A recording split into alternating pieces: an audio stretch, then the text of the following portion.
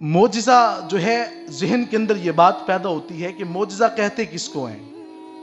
علماء فرماتے ہیں کہ ہر وہ عمل جو انسان کی دسترس سے بالا تر ہو اس کو معجزہ کہا جاتا ہے۔ اب یاد رکھیے گا، ایک میں ابتدا میں آپ کو بات سمجھانے لگا ہوں، اس کو اپنے دل میں جگہ دے دیں۔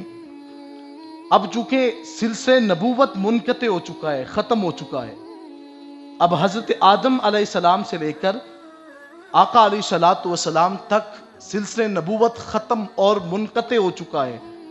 اب قیامت تک کوئی نبی اور کوئی رسول آنے والا نہیں ہے۔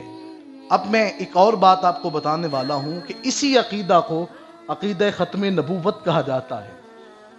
قیامت تک اب کوئی نبی اور کوئی رسول آنے والا نہیں ہے۔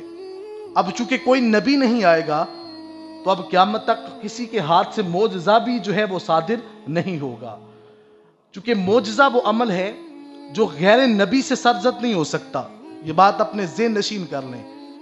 آج عرف عام میں بعض لوگ کہہ دیتے ہیں، کسی بندے کو خدا نے اولاد دے دی تو دوسرا بندہ کہہ دیتا ہے یہ تو معجزہ ہی ہو گیا۔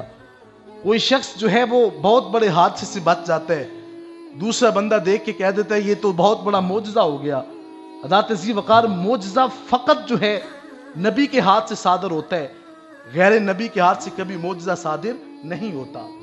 اگر کوئی شخص یہ کہہ دے العیاذ باللہ کہ میرے ہاتھ سے معجزہ نکل چکا ہے، میں نے معجزہ کر دکھایا، وہ یہ جملے کہنے والا انسان اسلام سے خارج ہو جاتا ہے۔ معجزہ فقط جو ہے وہ انبیاء سے جو ہے وہ صادر ہوتا ہے۔ اس بات کو اپنے ذہن نشین کر لیں۔ چھوٹے سے چھوٹے بچے کو بھی بتا دیں، بیٹا معجزہ فقط صادر ہوتا تھا تو امام الانبیاء سے ہوتا تھا۔ آقا علیہ الصلوۃ والسلام کے بعد اب کسی نبی نے آنا نہیں ہے۔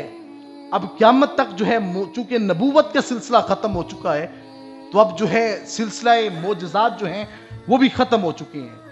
اب معجزہ وہ عمل ہے جہاں تک انسان کی رسائی نہیں ہے، جہاں تک انسان کی اپروچ نہیں ہے، جہاں تک انسان کی سوچ بھی جو ہے وہ نہیں جا سکتی، اس کو معجزہ کہا جاتا ہے۔